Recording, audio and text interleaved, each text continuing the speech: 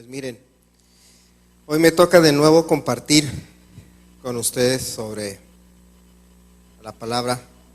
Hoy voy a tocar un tema un poquito diferente a los que hemos tocado. Va a ser cortito hoy, no se preocupen, es un mensaje cortito. Así es que si tienen hambre, pues se aguantan. Entonces, pues antes de empezar vamos a hacer una oración para agarrar aire, por lo menos yo también ando con mil cosas en la cabeza también todavía, y para que el Señor hable en esta mañana, que no sea yo el que lo haga. Padre Santo, gracias te damos por esta mañana que tú nos das, Padre Santo, por darnos la oportunidad de estar aquí en tu presencia, Señor, y poder recibir y compartir de tu palabra. Te pedimos que tú guíes mi mente, mis labios, Señor, a lo que voy a decir, y abras los corazones y las mentes de aquellos que van a recibir tu palabra, Señor. Que ninguno de aquí se vaya vacío en su conocimiento, Señor, tanto el que comparte como el que recibe, Señor, y que tú nos acompañes en todos los días de nuestra vida, Señor. Te pedimos que tú tomes el control de todo lo que sucede en este lugar, Señor, y te damos gracias por cuidarnos, salvarnos y darnos la oportunidad de estar aquí. En el nombre de Cristo Jesús, amén. Bueno, hoy les voy a hablar sobre un tema un poquito fuera de la norma, que hablamos normalmente sobre pues mucha teología, ¿verdad? Hablamos sobre conceptos, normalmente conceptos. La vez pasada pues fueron pedradas, casi a nadie de aquí, ¿verdad? Pero por lo menos les di las piedras para que vayan y las avienten allá afuera. Pero se trató, para aquellos que no vinieron, si recuerdan, se trató, o los que sí vinieron también para que recuerden, se trató de la sana doctrina, lo que normalmente ya no se predica, sino que normalmente están ahora hablando de mucho misticismo y que, no sé, que desata tu campeón, o no sé qué locuras y media andan por ahí. Pero se salen de lo que es en realidad enseñar la palabra. Y si recuerdan, históricamente, inclusive aquí en la congregación, siempre se ha enfocado en el conocimiento de la palabra, no tanto en ideas o en filosofías humanas. Por lo menos yo no pienso de esa manera, ¿verdad? Hay tantas ideas y filosofías que hasta flojera me da verlas. Si ellos no les entienden, menos le voy a entender yo. Por eso es que nos tratamos de enfocar simplemente en predicar la palabra, el evangelio, y lo que se desarrolla de ahí de la palabra. Hoy voy a hablarles sobre el tema de la valentía. Ahora sí van a decir, bueno, ¿cómo que ser valiente, verdad? Valiente no en el sentido humano nada más. O sea, sí es en el sentido humano, pero también en el sentido espiritual. Uno de los actores principales en la palabra en el Antiguo Testamento sobre lo que era la valentía era el rey David. No sé si recuerdan la historia. La más famosa historia, yo creo, respecto al rey David era cuando David se agarró contra Goliat. ¿Sí recuerdan esa? Todos, hasta de chiquitos, los que no iban a la iglesia, ¿se acuerdan de David y Goliat? Que David era un chaparrito, Goliat era un gigantote, y le pegó con una piedra. Y yo creo que no hay persona que no conozca esa historia. Inclusive lo utilizan a los políticos y los escritores, y cualquiera lo utilizan de una forma como alegoría, ¿no? Sobre el pobre del país pequeño que le gana al país grande, o en las novelas, siempre las novelas en México por lo menos tienen el concepto de David y Goliat, ¿no? O sea, la pobrecita, la muchachita que viene de raíces humildes y se casa con el rico de la familia, y siempre David y Goliat, ¿no? Ese concepto de David y Goliat. Pero curiosamente, sin la palabra nunca hubiéramos conocido eso. Pero el rey David era es porque lo seguimos leyendo, ¿verdad? Una persona que demostró un valor que le podemos llamar sobrenatural, algo que no tiene cualquier persona. Y vamos a leer en 1 Samuel versículo 17, capítulo 17, versículo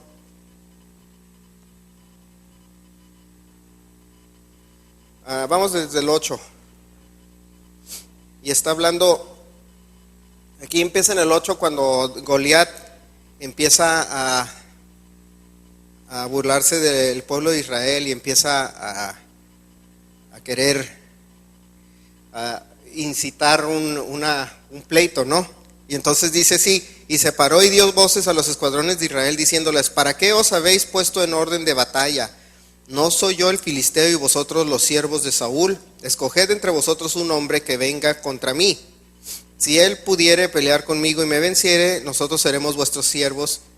Y si yo pudiere más que él lo venciere, vosotros seréis nuestros siervos y nos serviréis. Y añadió el filisteo: hoy yo he desafiado al campamento de Israel, dadme un hombre que pelee conmigo. Oyendo Saúl y todo Israel estas palabras del filisteo, se turbaron y tuvieron gran miedo. Imagínense un tipo de aquí que medía, creo que a lo que sería el techo, de aquí de la plataforma al techo más o menos de altura. Estaba viendo, metí el internet porque todo está en el internet. Ya saben, todo existe. Y si dicen el internet es verdad. Entonces, agarraba y salía el tamaño del escudo, hacía en escala, ¿no? El escudo de Goliat era de mi estatura.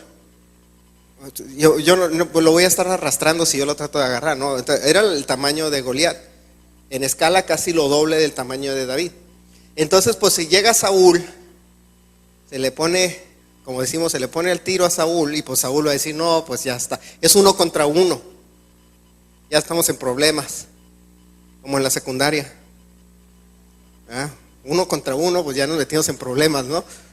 Ya no era de pleito entre muchos, era 1 contra 1. Pero dice así en el versículo 12, dice: y David era hijo de aquel hombre Efrateo de Belén de Judá, cuyo nombre era Isaí, el cual tenía 8 hijos, y en el tiempo de Saúl este hombre era viejo y de gran edad.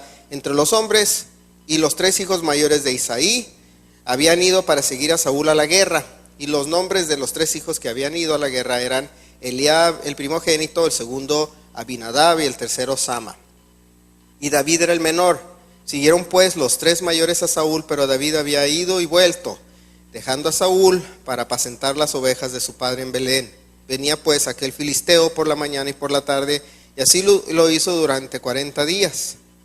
Me recuerda a la historia de la Ilíada, ¿no? De que, sí recuerdan la historia, no la leyeron, no la lean, está larguísima. Pero que duró como no sé cuántos, como 40 años toda la historia. Pero estaba ahí Goliat desafiando al pueblo de Israel durante 40 días, dice, ahí iba. Y dijo Isaías a David su hijo: toma ahora para tus hermanos un efa de este grano tostado y estos 10 panes, y llévalo pronto al campamento de tus hermanos. Y estos 10 quesos de leche los llevarás al jefe de los 1000, y mira si tus hermanos están buenos y toman prendas de ellos. Y Saúl y ellos y todos los de Israel estaban en el valle de Elá, peleando contra los filisteos. Se levantó pues David de mañana, y dejando las ovejas al cuidado de un guarda, se fue con su carga como Isaí le había mandado. Y llegó al campamento cuando el ejército salía en orden de batalla y daba el grito de combate. Y se pusieron en orden de batalla, ya me perdí. Israel y los filisteos, ejército frente al ejército. Entonces David dejó su carga en mano de aquel que guardaba el bagaje, y corrió al ejército, y cuando llegó preguntó por sus hermanos si estaban bien. Mientras él hablaba con ellos, he aquí que aquel paladín que se ponía en medio de los 2 campamentos, que se llamaba Goliat el filisteo de Gat, salió de entre las filas de los filisteos y habló las mismas palabras, y las oyó David. Imagínense pues, David era sabio, pero también era como mechita corta. Porque también yo veo la historia de David y como que David no se dejaba, era muy valiente. Dice, y todos los varones de Israel que verían a aquel hombre huían de su presencia y tenían gran temor. Y cada uno de los de Israel decía: ¿no habéis visto a aquel hombre que ha salido? Él se adelanta para provocar a Israel. Al que venciera el rey, le enriquecerá con grandes riquezas y le dará su hija, y eximirá de tributos a la casa de su padre en Israel. Entonces habló David a los que estaban junto a él diciendo: ¿qué harán al hombre que venciera a ese filisteo y quitara el oprobio de Israel? Porque ¿quién es este filisteo incircunciso para que provoque a los escuadrones del Dios viviente? Y el pueblo respondió las mismas palabras diciendo: así se hará al hombre que le venciere. O sea, ya David dijo, ya nos insultó. ¿Cómo se atreve a hablar contra nosotros? ¿Verdad? Si fuera mexicano, pues no, en México no nos portamos así, ¿verdad? No somos ni peleoneros, ni nos ofendemos. Dice, por eso dicen a veces, dice, para mí que el Señor como que tiene rasgos mexicanos. No, nosotros los mexicanos tenemos poquitos rasgos de ahí repartió parejo a todos, ¿no? Características. Y oyéndole hablar Eliab, su hermano mayor, con aquellos hombres, se encendió en ira contra David y le dijo: ¿para qué has descendido acá? ¿Y a quién has dejado aquellas pocas ovejas en el desierto? Yo conozco tu soberbia y la malicia de tu corazón, que para ver la batalla has venido. Respondió David: ¿qué he hecho yo ahora? ¿No es esto mero hablar? Y apartándose de él hacia otros, preguntó aquel de igual manera, y dio al pueblo la misma respuesta de antes. Fueron oídas las palabras de David que David había dicho, y le refirieron delante de Saúl, y él lo hizo venir. Y dijo David a Saúl: no desmaye el corazón de ninguno a causa de ti. Tu siervo irá y peleará contra este filisteo. Dijo Saúl a David: no podrás tú ir contra aquel filisteo para pelear con él, porque tú eres muchacho y él un hombre de guerra desde su juventud. David respondió a Saúl: tu siervo era pastor de las ovejas de su padre, y cuando venía un león o un oso y tomaba algún cordero de la manada, salía yo tras él y lo hería y lo libraba de su boca, y se levantaba contra mí, yo le echaba de la quijada, la mano de la quijada, y lo hería y lo mataba. Fuese león, fuese oso, y tu siervo lo mataba, y este filisteo incircunciso será como uno de ellos, porque ha provocado al ejército del Dios viviente. Añadió David: Jehová me ha librado de las garras del león y de las garras del oso, él también me librará de la mano de este filisteo. Y luego le dice Saúl: ve Jehová, y Jehová está ahí contigo. O sea, el valor que tenía David, a pesar de las circunstancias, era muy fácil para cualquier persona ver las dificultades en el momento y decir: yo no puedo, empezar a tener miedo de lo que vaya a suceder, porque probablemente ven al gigante, o nosotros a veces como seres humanos vemos un problema, vemos una circunstancia y la vemos más grande que nosotros, fuera de nuestra capacidad. Pero David nos da la lección de que, dice, nos provocó a ira, y dice: y al ejército del Dios viviente, Jehová me ha librado de las garras y me librará también de la mano de este filisteo. Cuando hablo de lo que sería la valentía, la valentía como creyentes o como hombres y mujeres de Dios, no es nada más en el sentido espiritual, porque muchas veces se va al sentido espiritual y somos muy valientes. Dice David: no son esas meras palabras. A veces decimos cosas, todo va a pasar, el Señor está conmigo y no va a pasar nada, y a veces no lo creemos, sino simplemente lo decimos. Sale de nuestra boca, está una situación y no la creemos, sino nada más hablamos. Pero yo me he dado cuenta con el tiempo y con el estudio de la escritura, durante mis pocos años aquí en la tierra, que van de la mano la acción con el hablar, pero también en el sentido espiritual, o en el sentido de un creyente. Como les decía la vez pasada, los malos predicadores o los que andan ahí fuera de la sana doctrina te dicen que nada más hables y se va a formar, o que decreta y declara y ya no tienes problemas. Les voy a decir, como decía el rey David, dice: esas son meras palabras, o esas son palabrerías. De que dicen, vi un post de una hermana ahí en el Facebook esta semana que decía, creo que era el de David Wilkerson que lo puso así, decía, cuando uno declara o decreta, estás queriendo poner a Dios en el sentido de tu siervo. como si Dios fuera el que está a la merced o a la disposición de tu voluntad cuando tú hablas. No, yo declaro que esta semana me va a ir bien. Dice, o sea que ahora como tú dices, Dios tiene que obedecerte. Y eso le dicen, es que eso es la fe. No, pues eso no es la fe. La fe no es que yo esté dándole órdenes a Dios. Y así es como las palabras del rey David, ¿no? El Señor, yo decreto que esta semana voy a tener trabajo. Y ahí me voy a ir a sentar a la casa a ver la tele y voy a esperar que suene el teléfono.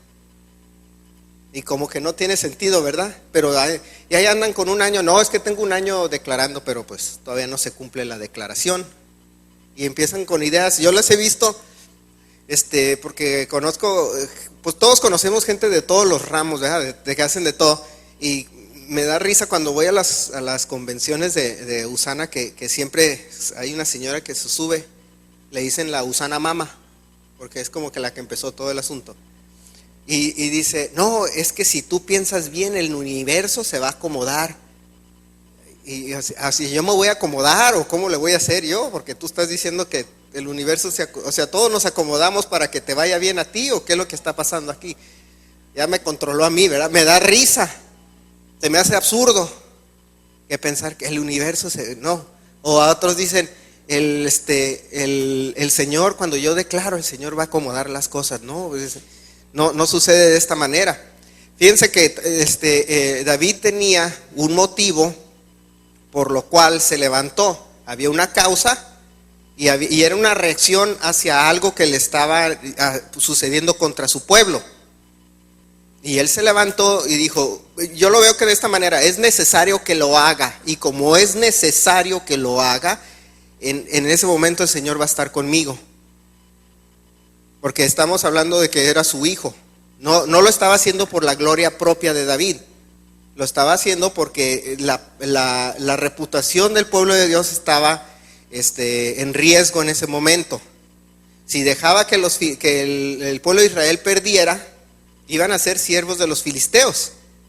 Inclusive históricamente los filisteos, hacen cuenta que es como el peor insulto, ¿no? Como le podrías decir al pueblo judío, ser un siervo de filisteos. Así históricamente es la palabra filisteo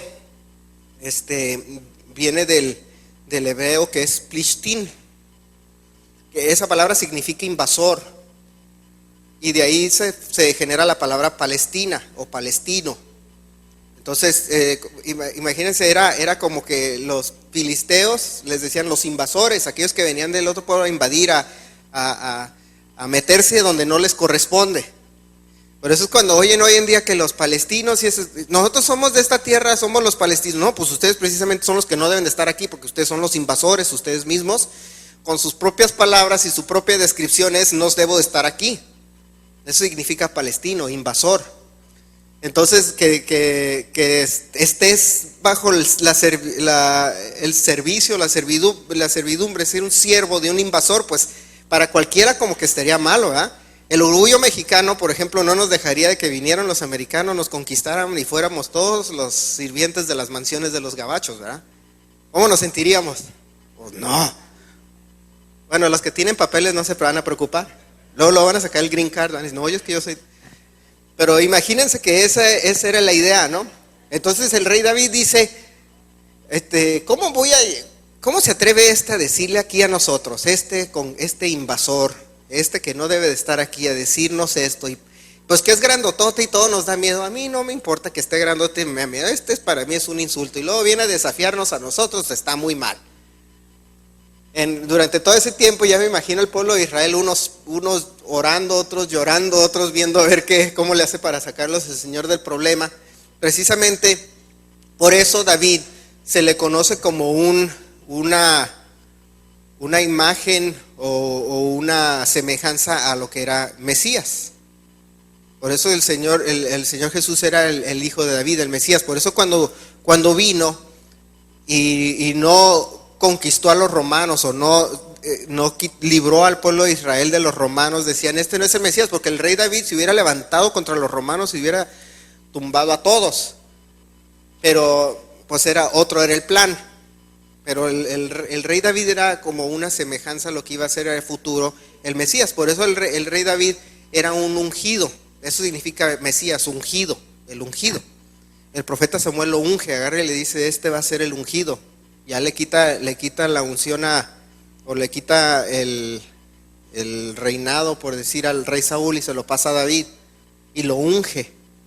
Entonces eso esperaba el pueblo judío, que cuando llegara el Mesías, viniera como el rey David, se levantara y dijera, van todos para afuera, porque estaban siendo otra vez conquistados, invadidos. Pero entonces nosotros vemos que como creyentes, cuando se nos presenta la situación, una situación X, Y, la que sea, no basta nada más con decir, todo va a estar bien. El rey David hubiera dicho, pues esas son puras palabras. Eso nada más estás hablando y diciendo de la boca para afuera, pero no haces nada al respecto. Yo muchas veces les he contado de cuando, hace muchos años, cuando salí de la universidad, que andaba buscando trabajo. Y pues andaba buscando trabajo en mi casa, ¿verdad? Pues estaba bien a gusto. Y pues ahí me daban mi semana. Y pues todo el día viendo la tele bien a gusto. Y yo estaba, Señor, mándame trabajo. Pero ahorita que termine MASH, porque me la pasaba viendo MASH todo el día.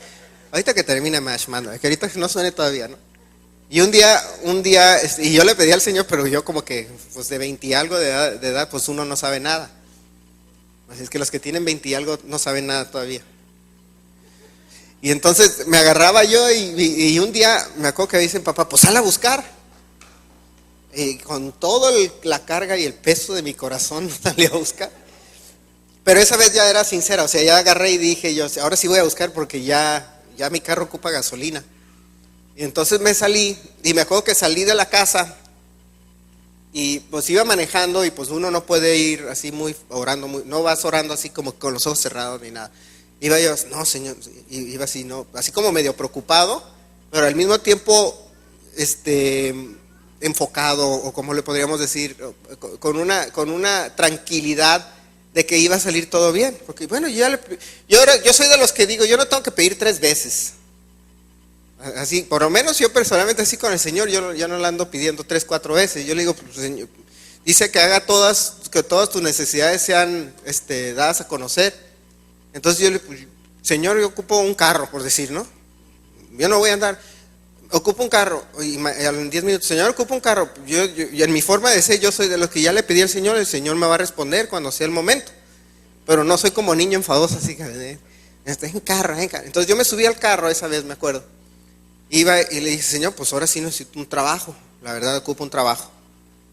Y yo tengo una especialidad en la construcción, entonces dije, pues de preferencia algo que tenga que ver aquí, o bueno, lo que sea es bueno. En este momento lo que sea es bueno. Porque me había salido de un trabajo que no me gustaba. Y la verdad era medio explotador, y entonces dije, no, aquí yo no tengo nada que ver, yo quiero otro trabajo más o menos bueno y que no sé qué. Y entonces me fui, llegué a no sé qué lugar, y andaba medio trabajando con un ingeniero, y me dice, ves a tal lugar a que te firmen una memoria de cálculo.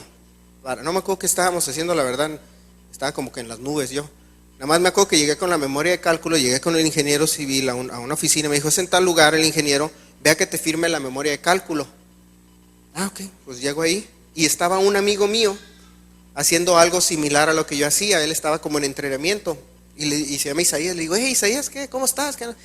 Bien, bien, bien. Entonces veo planos, y le digo, yo hacía eso, ¿te acuerdas cuando yo hacía todos esos? Y en eso el ingeniero me estaba firmando, me dice, a ver, espérame, ¿tú haces eso? Dije, sí, le digo, pues eso es lo que me especializo. Dice, espérame tantito, ¿no? Y termina de firmar, agarra el teléfono, le llama a otra persona y me dice, alguien te quiere ver, necesitas ir a tal lugar y que y yo, ok, yo voy, pues no sé de qué quiere. Y ahí voy, pues andaba como de mensajero en aquel entonces. Entonces llego y me dice, te mandó el ingeniero fulano de tal. No me acuerdo ni quién era, nada más me acuerdo de la oficina, el que me mandó no sabía quién era.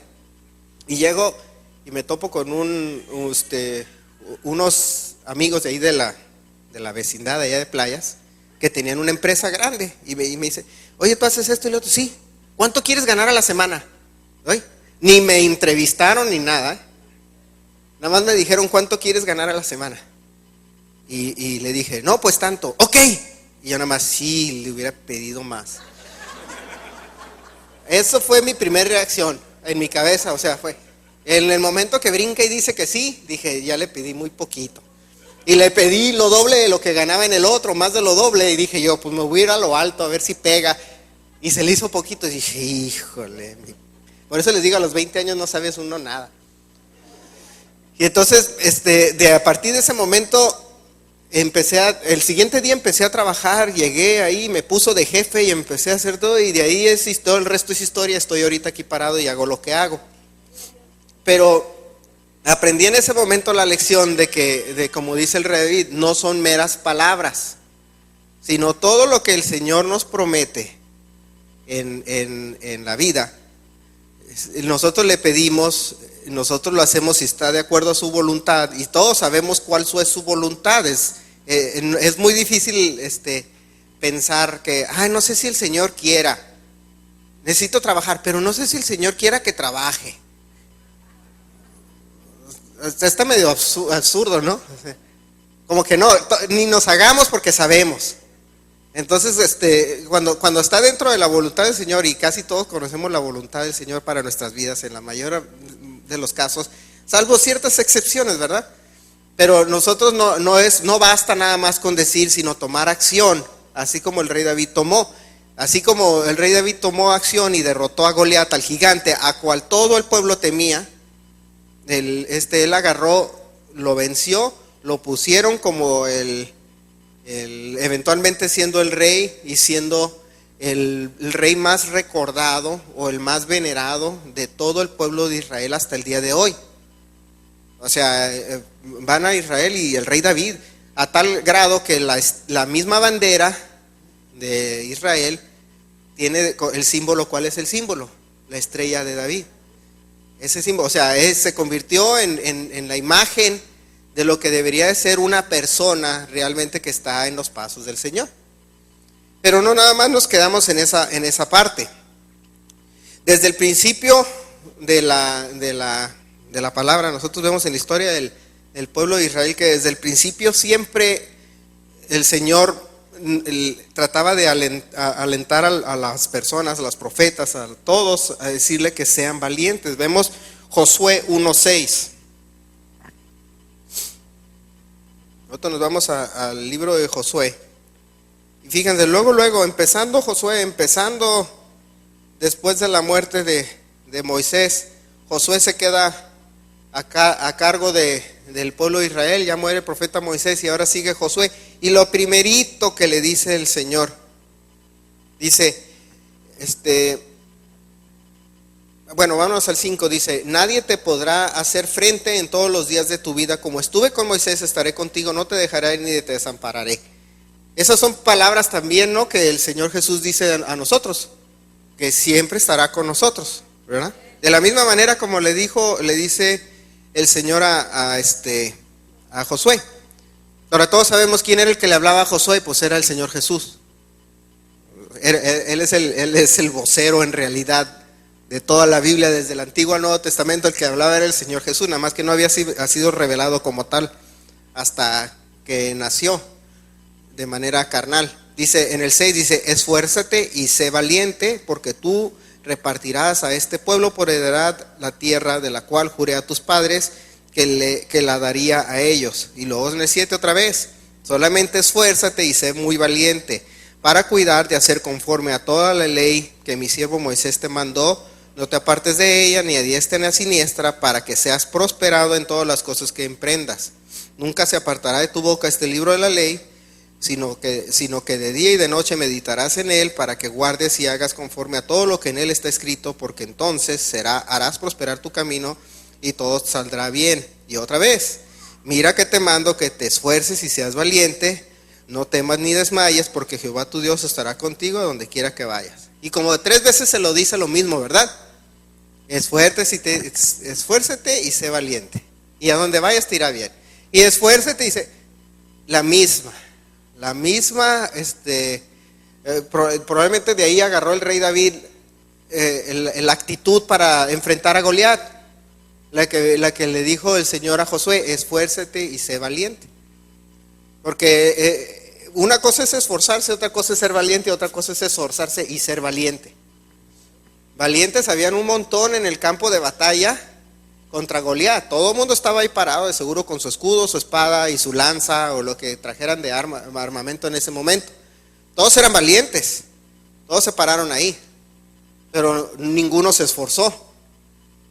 No hubo ninguno que tomó la iniciativa de decir: yo me enfrento contra pues. El rey David fue el único que llegó así como de medio metiche, si leemos bien, ¿verdad? Le manda a su papá que les lleve comida y él va así como de curioso. Ay, ¿qué está pasando? Se me han de haber metido los hermanos: ¿qué es aquí? Todos, cada quien tiene casi todos tienen un hermano menor o son el hermano menor. Y si se acuerdan de chicos, ¿no? Cuando iban a algún lugar con los amigos, que les mandaban el hermano menor. Y se ríen porque saben que o eran el hermano menor al que mandaban. Entonces ibas a ir a algún lugar y llévate a tu hermano. Ay. A mí me pasaba, mamá, llévate, que no sé qué, solo llévate. Vente pues. Pobre Pablo ahí de haber dicho: me lo mandan, y pues ahí lo traía yo a Pablo. Íbamos a algún lugar y venía con nosotros, y pues le llevo 7 años, imagínense, yo de 18, por ejemplo, 18 a 20 años, y mi hermano tenía 12. Íbamos a algún lugar y venía. Entonces así llega el rey David, ¿no? Llega y los hermanos: ¿qué haces aquí? Vete allá con tus ovejitas, hombre, aquí es puro hombre. Aquí no tenemos aquí tenemos hombres. Nada más faltaba la tejana, así, hombres. Y llega el rey David y, ok, pues puro valiente. Y ha de haber dicho: oye, pero pues nos está insultando a nuestro pueblo, ¿quién se va a poner? No, pues nadie, pues yo me pongo, pues. Imagínense, el rey Saúl dice: hasta te doy hasta mi hija. Y eso no cualquiera lo dice. Los que tengan hijas van a decir: no, ¿qué pasó? Porque a mí me dan carrilla a veces: espérate que esté grande, ya voy comprando mi escopeta, espérense. Porque no cualquiera dice no, ¿verdad? Entonces el rey David es un ejemplo de valentía y de esfuerzo. No nada más era hablar, no nada más era decir, sino era también tomar acción. A Josué le dice el Señor: esfuérzate y sé valiente. Y sabemos que conquistó las tierras y ordenaba a las tribus para que tuvieran ejércitos y conquistaran a las tierras. Y por lo tanto la nación de Israel se fundó después de que muere Moisés. Josué agarra y empieza a dar órdenes, y si leen el libro de Josué empiezan a ver cómo se hacían ejércitos, y el ejército de la tribu de Judá con la de Simeón, y que todos empezaban a luchar para salir adelante y para retomar o tomar la tierra que les había sido prometida. No se esperaron en ese momento como era en Egipto. El Señor les hizo todo por ellos, mandaba las plagas para que fueran librados. Salieron de Egipto y ponía una columna de fuego para que no los afectaran. Abre el mar para que cruzaran. Todo eso fue obra milagrosa del Señor. En el momento que el Señor ya hizo su parte, le dice: ahora te toca a ti, esfuérzate y sé valiente. De la misma manera nosotros, el milagro de ser salvos ya se hizo, pero no es así nada más: bueno, ya se hizo, me voy a ir a sentar. Hay una idea hoy en día que se llama el concepto de la hipergracia. No sé si han escuchado que se los menciono. Y anda un hermano que escribió un libro, dice, sobre la hipergracia. La hipergracia, dicen que una vez que aceptas al Señor Jesús ya eres salvo para siempre. Y no hay nada que tengas que hacer para perderlo, y para perder, ni para ser más salvo, ni nada. Entonces, es la idea de esas que traen el Austin, Luna y toda esa gente, ¿no? La hipergracia de que pues ya la hice, ya entré, ya firmé el contrato y ahora puedo hacer lo que quiera. O sea, como si yo no tuviera que rendir cuentas de nada. Pero el apóstol Pablo dice una cosa: aquel que pecare voluntariamente, ya habiendo sido salvo, y dice: ya no hay mayor sacrificio. Entonces quiere decir que si haces algo voluntariamente que está mal, entonces sí estás en problemas, ¿verdad? Entonces la hipergracia es ilógica. Esa hipergracia es la misma que dice que yo no tengo que hacer nada como creyente para merecer nada o para obtener nada. En vez de decir, sabes que el Señor tiene su lugar, yo tengo el mío, pero en la cuenta bancaria, por decir, no se llena nada más porque soy creyente y ya firmé el contrato. Es que él dijo que, aquí dice que a Josué le dijo que guardara la ley y meditar en ella prosperará todo. Entonces me voy a encerrar a leer la Biblia y voy a prosperar en todo. Esa es la idea de la hipergracia, ¿no? Es como dice, no me acuerdo qué pastor decía, dice, no, es que el Antiguo Testamento quedó descartado, ya no tienes que leerlo, dicen, pero la única parte que no dicen o que no excluyen es el diezmo. Ahí sí se cumple, ahí sí tienes que obedecer al Antiguo Testamento. En el diezmo sí se obedece el Antiguo Testamento, en el resto no. O sea, esa es la idea, ¿no? O sea, lo que te conviene le ponen y le quitan a lo que te conviene. Pero en realidad la Biblia dice, cuando dice aquí a Josué, le dice, meditar en la ley es en toda la Biblia, desde Génesis hasta el Apocalipsis. Lo hemos visto, la vez pasada mi mamá hablaba de que la obediencia o la desobediencia tiene consecuencias y tiene premios, ¿verdad? ¿Estamos de acuerdo en eso? La obediencia y la desobediencia tiene premios y tiene consecuencias, ¿verdad? La misma Biblia lo pone, nada más que no son tan severas como en el Antiguo Testamento. Ahí sí que le den gracias a Dios, porque en aquel entonces si cometías un homicidio, ahí cuello contigo.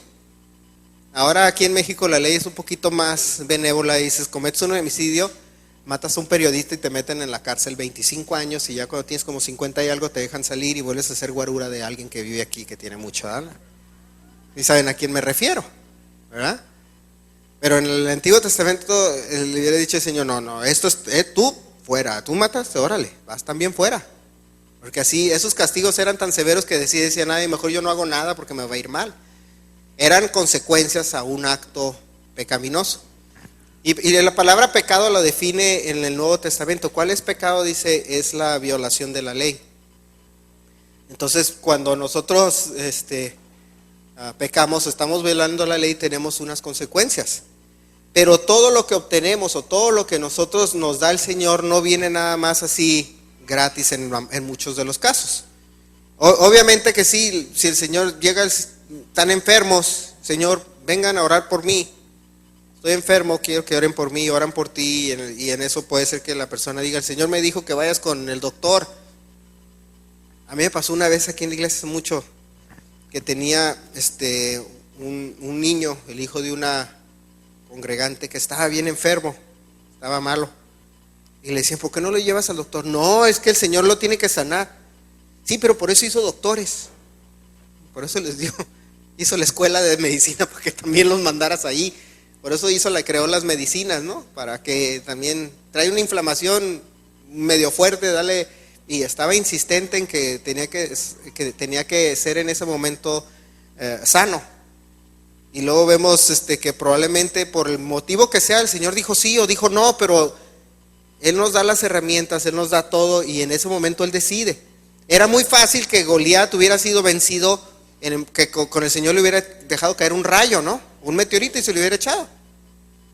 Pero no, el Señor escogió en ese momento que ese no era el propósito. Alguien tiene que levantarse y ser valiente y esforzarse.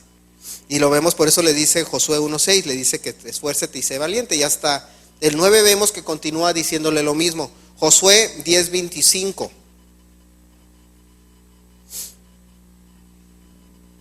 Dice Josué 10:25, y Josué les dijo, no temáis ni atemoricéis, sed fuertes y valientes, porque así hará Jehová con todos vuestros enemigos contra los cuales peleáis. Él le repite las mismas palabras a su pueblo y al ejército, le dice, sed fuerte, no temáis, no atemorices, sed fuerte y valiente. Fíjense, cuando van a conquistar Jericó, el Señor les da instrucciones de cómo hacerlo, ¿verdad? ¿Sí recuerdan la historia? Que iban dándole vueltas a los murallas de Jericó, y hubo momentos que sí podían haber peleado, en otras circunstancias luchaban, pero en ese momento había unas instrucciones específicas. Le das vueltas y vas a alabar, vas a estar alabando y adorando, y luego vas a sonar las trompetas y van a caer los muros. Fue una manera milagrosa porque ya han querido explicar cómo puedes tumbar muros de piedra con trompetas. Primero te quedas sordo antes de que se caigan las de estas. Entonces uno lo quieren explicar científicamente. No, sí, mira, que las vibraciones de la trompeta, no sé qué, ok, está bien, pues, ok, pero ¿por qué no quedaron todos sordos? No, es que mira, entonces no puedes explicarlo, todos sabemos que fue un milagro. Entonces en ese momento fueron valientes, se esforzaron, no tuvieron temor a hacer lo que el Señor les dijo, porque imagínense que te mandan al campo de batalla con una trompeta. Pues ¿qué le voy a hacer dar trompetazos al cuate? ¿Verdad? Como que a veces leemos la palabra y te quedas de manera carnal o con la carne la leemos y no tiene sentido, ¿no? Pues me mandan, el Señor me da una orden de que vaya al campo de batalla con una trompeta, pues le voy a estar soplando en la cara al enemigo, no sé qué voy a hacer, no es lógico. Pero hay momentos en los que el Señor te dice, tú tienes que actuar, y cuando tú actúas va a haber un resultado. Así le dice el rey David a Saúl, sí, yo voy a ir a luchar, pero Jehová va a estar conmigo. Y Saúl le dice que Jehová te acompañe. Y eso mismo les dice Josué a su ejército. Le dice, no temas ni desmayes. Samuel 16:18, que el libro de Samuel pues relata la historia también de parte de ella del rey David. Y es un capítulo antes en el que estábamos. Dice, entonces uno de los criados respondió diciendo, aquí yo he visto a un hijo de Isaí de Belén, que sabe tocar y es valiente y vigoroso, y hombre de guerra, prudente en sus palabras, hermoso, y Jehová está con él. Es lo curioso que identifican todas las cualidades que puede tener, pero siempre terminan diciendo, Jehová está con él, el Señor está con él, el Señor está con él. Si nosotros tenemos al Señor con nosotros, dice la palabra, si Dios con nosotros, ¿quién contra nosotros, va? Así es la manera en que actúa o así es como opera el Señor en la vida del creyente. El de afuera es otro asunto. Los filisteos eran incrédulos, por eso le dice, ¿quién es este incircunciso? Esa era la manera de decir un incrédulo. Y entonces dice, este incrédulo viene y se burla de nosotros y quiere al pueblo de Dios. No, hombre, yo me levanto, no tiene, no, y se levanta. Es diferente el trato con el hijo de un hijo de Dios a con un ajeno. Por eso dice, todo lo que pides te será dado. Pero tenemos que, la lección que yo aprendí hace muchos años era de que yo tengo que también poner de mi parte, no nada más. Me acuerdo que cuando estaba chico, cuando empecé a tocar la música, me decían, es que tienes unción. Sí, pero no me sale la canción. Yo puede ser que tenga la unción, pero yo necesito que me salga la canción. Entonces tenía que ensayar y horas y horas. Me acuerdo, ensayaba 3-4 horas diarias cuando estaba chavalón. Pues a los 14, 15 años no tienes nada que hacer, sales de la escuela y te vas a tu casa. Y en aquel entonces no había internet, Facebook, nada de eso. Jugabas en la calle o hacías algún tipo de actividad. Entonces, pues, si no podía jugar con mis amigos, o no podíamos ir a andar en bici o hacer alguna cosa, y en playas no había cines, era ir revolcarte en la tierra o jugar béisbol o algo así, ¿verdad? Entonces, pues yo me ponía en mi practicador a tocar y así. Y entonces dice, no, es que el Señor te va a ungir. Sí, ya me ungió, pero no me sale la canción. O que ensayar. Porque es muy fácil decir, pues sí, el Señor bendice y nos unge a todos los músicos, pero hay que venir a ensayar. ¿Verdad, muchachos? O nada más nos sale así porque sí, ya sabemos y ya nos salió la canción, ¿verdad que no? O sea, debemos de poner de nuestra parte. Porque si el Señor está contigo, sí, el Señor Él me escogió para ser músico, pero no me sale. Porque los brazos o los dedos los tengo medio tiesos y necesito ensayar. Y esa es esa es la realidad de la humanidad en la que vivimos, de que el Señor mismo nos da, nos bendice, nos pone, pero también nosotros tenemos que hacer esa parte que nos corresponde. En 1 Samuel 18:17 dice, entonces dijo Saúl a David, he aquí yo te daré Merab mi hija mayor por mujer, con tal de que seas hombre valiente y pelees las batallas de Jehová. Mas Saúl decía, no será mi mano contra él, sino que será contra él la mano de los filisteos. Ya estaba conspirando de ahí Saúl contra David, porque ya lo veían a David como esa imagen de Mesías, de aquel aquel que iba a rescatar o salvar al pueblo de Israel. Entonces ya empezaban las envidias ahí del rey Saúl. Le dio la hija, porque eso normalmente en la cultura del Medio Oriente así funciona, así operan las cosas. Pero en el hecho de que el Señor ya estaba con él y había conquistado, le creó un celo o una envidia a Saúl. Y vemos nosotros la historia de la relación entre el rey Saúl y el rey David.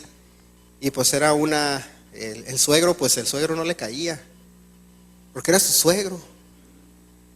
Lo vemos, el rey Saúl y el rey David, no era el suegro de David. Así que no era tan fácil la relación, ¿verdad? Aparte que era el suegro, lo envidiaba, uno iba a ser el rey, el otro le habían quitado la unción y la unción se la quitaron a Saúl. ¿Por qué? Porque desobedeció a Dios. Eso fue el motivo por el cual se la quitó. Entonces, si una acción llevó a la revocación de un título al rey Saúl, una acción que llevó a cabo el rey David llevó a una bendición para él, para David. Nosotros tenemos que entender que no es nada más hablar y hablar y hablar, como dice el rey David, sino también accionar, hacer. Inclusive, si nosotros vamos a las palabras del Señor Jesús en Mateo 11:12. En Mateo 11:12 dice de esta manera, dice: desde los días de Juan el Bautista hasta ahora el reino de Dios sufre violencia y los violentos lo arrebatan. En otras palabras, los valientes también. Hay otras traducciones que dicen los valientes, no nada más. Los violentos oímos así como que los que andan golpeando, no, los valientes. No los que decretan, no, eso no son. Los valientes, aquellos que se levantan, porque si vemos nosotros, o alguna vez le han hablado a alguien del Señor o de la salvación, cuando le dicen, ¿quieres aceptar al Señor Jesús? A veces hasta como que les da pena o no quieren y están así como que, y no es por su personalidad, sino simplemente porque pues como que les da pena o no quieren. Y el Señor Jesús te está diciendo, los valientes. He estado viendo testimonios de estas últimas 2 semanas de hermanos que crecieron en hogares judíos ortodoxos. Y si vieran la diferencia cuando aceptan al Señor Jesús, son valientes, porque todos daban el testimonio y dice que los corrían de sus casas. O sea, o les dejaban de hablar los papás. Porque para un judío tradicional, en una familia tradicional, que alguien acepta a Jesús es como decirle filisteo. O sea, es un insulto para la familia. Sí, dándole traición, es lo peor. Y decían, unos daban testimonio de que decían, no, uno dijo, yo me vine a Nueva York y en Nueva York conocí al Señor Jesús, y cuando vino mi papá, dice, y mi mamá a visitarme de Israel, cuando les dije que ya era creyente, porque no utilizan el término cristiano, cuando le dije que ya era creyente, que ya creía en el Mesías, en Jesús, en Yeshua, dice que su mamá se quedó callada. Terminaron de comer, no volvieron a decir nada, se fueron inmediatamente al aeropuerto y se regresaron a Israel. Y lo dejaron solo. No le hablaron. Y entonces, pues traicionó a la familia. Pero él siguió y siguió y siguió y siguió. ¿Quién arrebató el reino? ¿Él era qué? Él era valiente. Había otro que estaba viendo el testimonio de otro que en los 70s.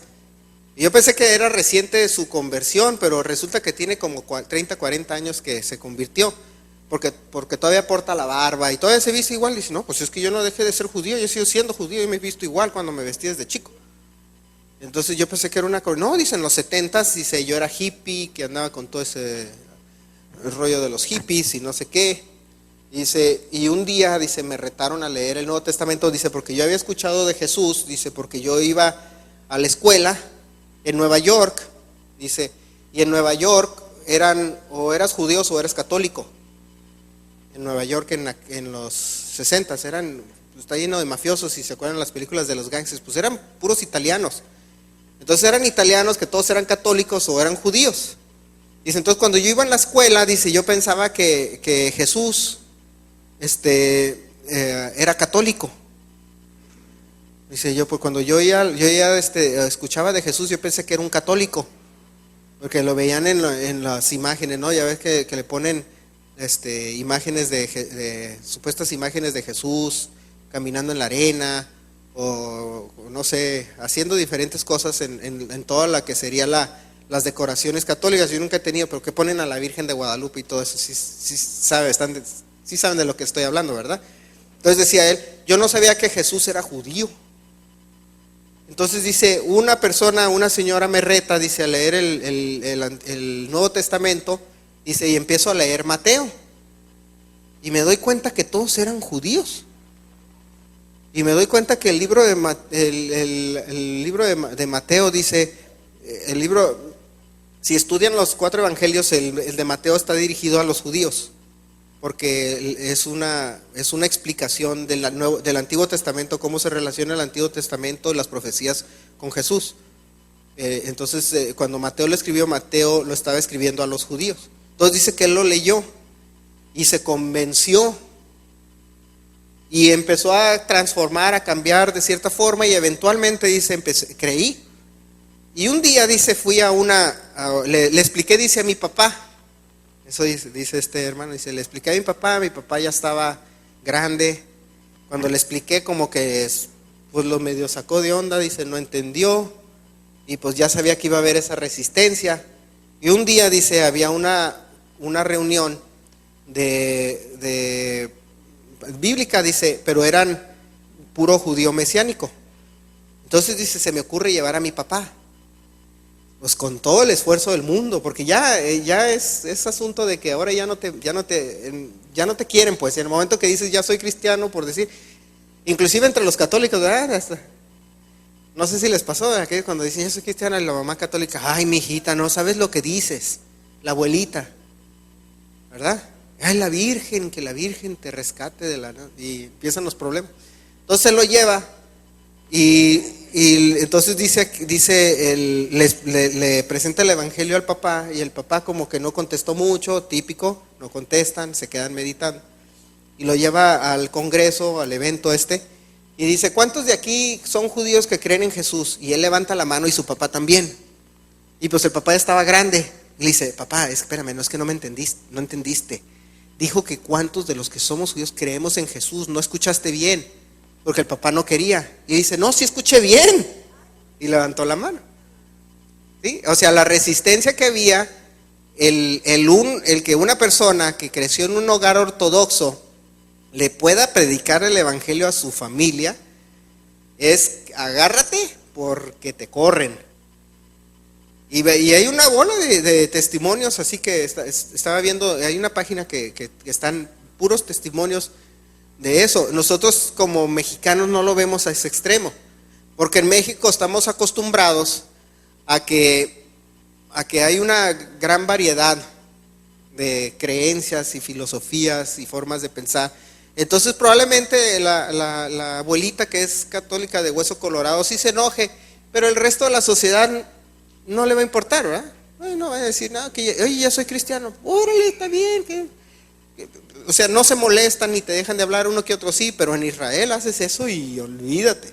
Por eso hay comunidades aisladas de judíos mesiánicos y hay de los demás, porque hasta se meten y a veces los apedrean, los persiguen, les queman las congregaciones y son ya ahora de cierta forma perseguidos. Entonces es muy fácil en ese momento decir renunciar a la fe, pero ¿qué hace? Dice, están más firmes, de tal manera que crece y crece el evangelio en Israel. Por eso son las palabras del Señor Jesús, dice, el reino de los cielos sufre violencia, ¿y quiénes lo arrebatan? Los valientes o los violentos también. Es un sinónimo. Sufre violencia porque en el momento que hay un conflicto, porque Satanás no quiere que alguien se convierta, o que alguien sea liberado, o que alguien sea prosperado, que alguien reciba una bendición, va a haber una lucha. Sabemos, dice la palabra, que la lucha es espiritual, y por eso hay una violencia constante en el mundo espiritual contra muchas cosas, y se manifiesta en lo físico. El hecho de que estén atacando a Israel todos los días y sin motivo alguno o sin razonamiento alguno, las Naciones Unidas condena a Israel porque va y mata a 5 terroristas y esos se llevan un niño y lo esconden ahí para que salga muerto. Dicen genocidio y crímenes contra la humanidad. Y a Assad, al presidente de Siria, mata a 150,000 conciudadanos y nadie le dice nada. No, ese no tiene ningún crimen contra la humanidad.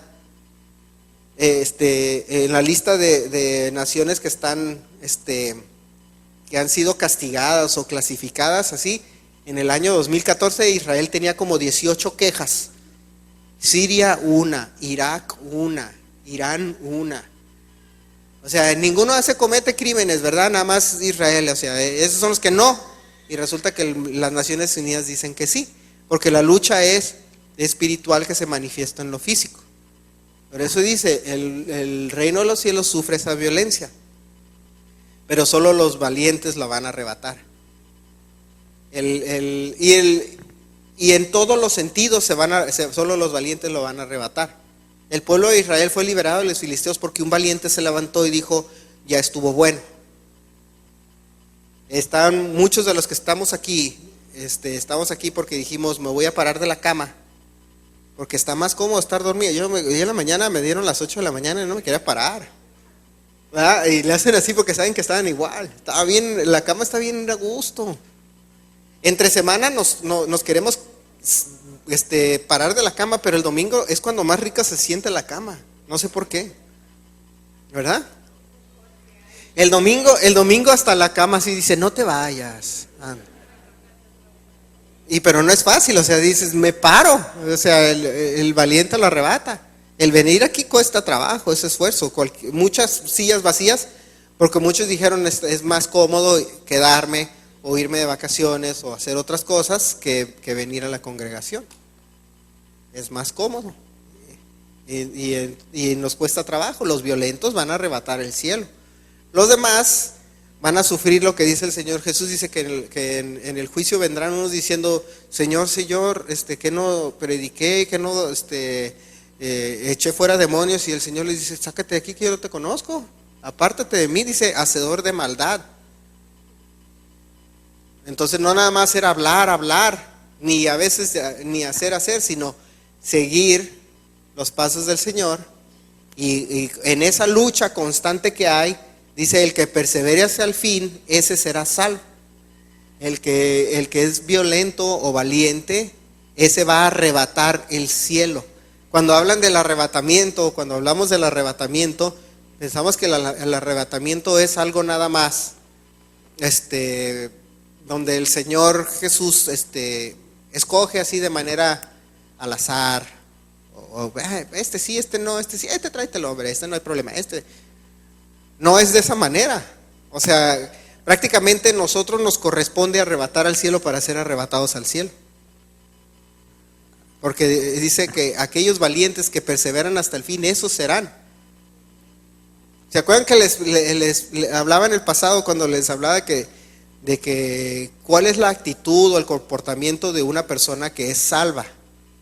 Cuando dicen muchos predicadores que prepara tus maletas, ¿sí se acuerdan? Porque esa frase es la que como que más va a conectar, ¿verdad? Prepara tus maletas. Bueno, ¿cuáles maletas? La manera en que nosotros nos preparamos para estar listos para el arrebatamiento es con nuestras acciones, con la manera en que nosotros hablamos, nos comportamos y hacemos las cosas. Eso nos regresa a donde en Josué le dice, guardarás las palabras de la ley, las cumplirás, meditarás en ella todos los días para que seas salvo. No estamos hablando del legalismo, sino estamos hablando que en términos ya más amplios, la Biblia, lo que dice la Biblia que debemos hacer y no hacer, comportarnos y no comportarnos, eso es lo que nos dice que debemos de meditar y vivir de esa manera. Y esa es lo que cuesta trabajo. Y el hacerlo te hace valiente. Que te inviten a la borrachera y tú digas no, y asumes el riesgo de que te digan que eres un amargado. La mayoría de la gente no le gusta que los clasifiquen como antisociales, ¿verdad? Pero dice, pues yo no voy a ir, pues yo no le hago a esas. Ay, pero qué sangrón y qué amargo. Pues no voy. No te vamos a volver a invitar, pues no me invitas, de todo modo no voy a ir. Que me vuelvas a invitar, no voy a ir. Eso requiere de qué? De valor. Y entonces en el momento que lleguemos al Señor, que cuando nos lea la carta va a decir, ¿te acuerdas aquella vez? Porque nos vamos a acordar de todo. ¿Te acuerdas aquella vez que dijiste que no? Así es como se debe de ser, bien hecho. Y esos valientes es lo que anda buscando el Señor. Valientes que tomen acción, no nada más hablen. Como muchos predicadores que nada más hablan y hablan y hablan y en la realidad no toman acción. Veía un video que alguien subió de un pastor que estaba soltando la sopa de las mañas que hacían los predicadores para sacarle dinero a la gente. No sé, alguien lo subió en el de La Voz, en el desierto, de nada parece, no me acuerdo en dónde. Que después de que le saca como $200,000 a toda la gente que estaba ahí, lo sigue al baño y se pone a llorar en el baño. Y es que es la única manera que saco dinero. O sea, sus acciones eran equivocadas, erradas, estaba haciendo las cosas mal, que era lo que les mencionaba la vez pasada, ¿no? Que decían las profecías en Timoteo, que nada más van a buscarte cómo sacarte dinero. Porque cada ratito, oye, ¿me prestas? No, yo no presto. Dice la Biblia que prestarás y no pedirás prestado. Entonces, como no tengo ganas de prestarte, tú no puedes pedirme. Dice que no pedirás, es que ya fallaste tú primero. Pero empiezan a pedir, a quererte sacar. Y no están viviendo la Biblia, no están viviendo las Escrituras, no están siendo valientes. Es que si no le saco dinero a la gente, así no le saco. No, valiente es pues ponerte a buscar un trabajo. Eso es ser valiente. El ser valiente no es cualquier cosa, requiere de esfuerzo. Y en Lucas 16:16 dice, la ley y los profetas eran hasta Juan, desde entonces el reino de Dios es anunciado y todos se esfuerzan por entrar en él. Esforzarse para entrar en él. ¿Qué decía le decía el Señor a Josué? Esfuérzate y sé valiente. Se esfuerzan. El reino de Dios se recibe o se guarda o se llega al reino de Dios esforzándose. Las bendiciones que le prometió el Señor a Josué, que aplican a todos nosotros. Dice, para que te vaya bien, para que vivas bien, y les da todo para que tengas largos días, etcétera.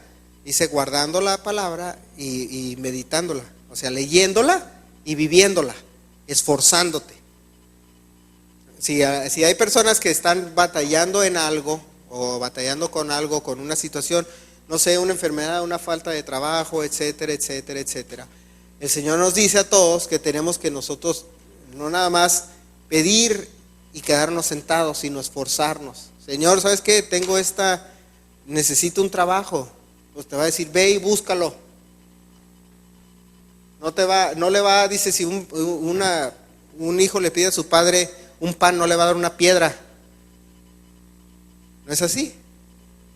Entonces, si el Señor nos dice, yo quiero, Señor, todas las bendiciones que tú tienes para mí, te va a decir, yo te las doy, pero también pon de tu parte.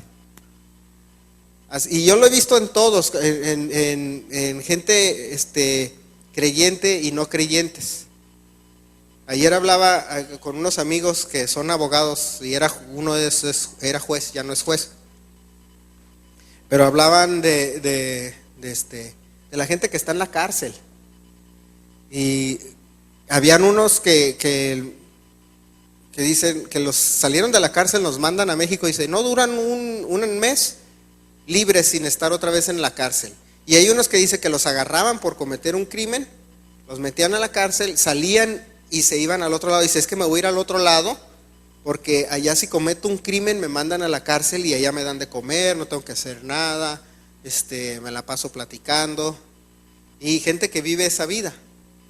O sea, no crean que es un modus vivendi, no es no es, ay, pobrecito, la regó. No, es que les gusta vivir así. Y a nosotros nos debe de gustar vivir como nos promete el Señor, que nos va a decir. O sea, lo que obtienen es un resultado de sus acciones. El cielo se arrebata por el esfuerzo que hacemos nosotros. A ver, entonces cuando dicen, yo no tengo que hacer nada para ser salvo, o sea, no tengo que trabajar para ser más salvo, no, es un sacrificio nada más. Pero decía el apóstol Pablo, dice, la fe sin obras es muerta. Puede decir, yo tengo mucha fe, tienes mucha fe, pero sin obras de nada te sirve, no lo demuestras. Yo creo que el Señor me va así, por eso es que va en contra del concepto del decreto, la declaración o lo que le quieran llamar. La fe sin obras es muerta.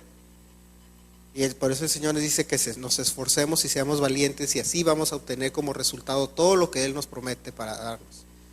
No nada más estar soñando todo el día de que las cosas van a salir bien. Vemos mucha televisión, muchas películas. La realidad del creyente es que el estar aquí cada domingo o viernes o el día que sea requiere de esfuerzo y de voluntad, ¿verdad? O sea, no sé cuántos de ustedes han venido aún cuando están agripados, enfermos, o cuántos han dado algún estudio bíblico en su casa porque están aún cansados, tuvieron un mal día de trabajo. Es costo de trabajo, ¿no? Yo he venido a tocar, he venido a predicar enfermo, agripado, lo que sea. A veces la verdad, pues un día me voy a morir de todos modos con ese problema. Que me quede ahí en la casa, pues a mí no me afecta, ¿verdad? Yo dije, pues yo vengo, yo toco, pues eso es mi función, mi trabajo. El Señor me escogió para hacer eso. A veces no tiene uno ganas, pero viene. ¿Por qué? Porque es el esfuerzo que debemos demostrar. Para cuando yo llegue al cielo, el Señor no me diga, no le pueda yo, o no me vaya a usar eso y vaya a decir, no ibas. No, Señor, da cuenta que yo iba acá, hasta enfermo iba, me va a decir, muy bien. Porque cada quien le va a rendir cuentas al Señor de su manera, ¿verdad? Por lo que hace uno, no por lo que hace el de al lado. Y para nosotros obtener las bendiciones que el Señor nos da, la lección es esforzarnos y ser valiente y poner la fe en obras. Y así vamos a obtener todo. Y entonces sigue siendo el mensaje muy similar al de la semana pasada, sobre la sana doctrina. Esa es sana doctrina. No, yo no veo ningún, fíjese, no veo ningún concepto en la Biblia que sea contrario. El único problema era, si leemos el Nuevo Testamento, hay muchos que utilizan ciertos versículos como diciendo, es que no es por obras para que nadie se gloríe. No, pues si no lo estoy haciendo para gloriarme, ni para que me vean, si no es por eso. Pero siempre ha habido una medición de nuestra fe por medio del esfuerzo. Llegaban y se le aparecía el ángel del Señor a alguien. Hasta Josué mismo, si leen la Biblia, luchó. Se le apareció el ángel con la espada, decía, ¿y tú quién eres? O sea, todo era esfuerzo, trabajo. Ya imagino el estrés que el rey David manejaba siendo rey de una nación.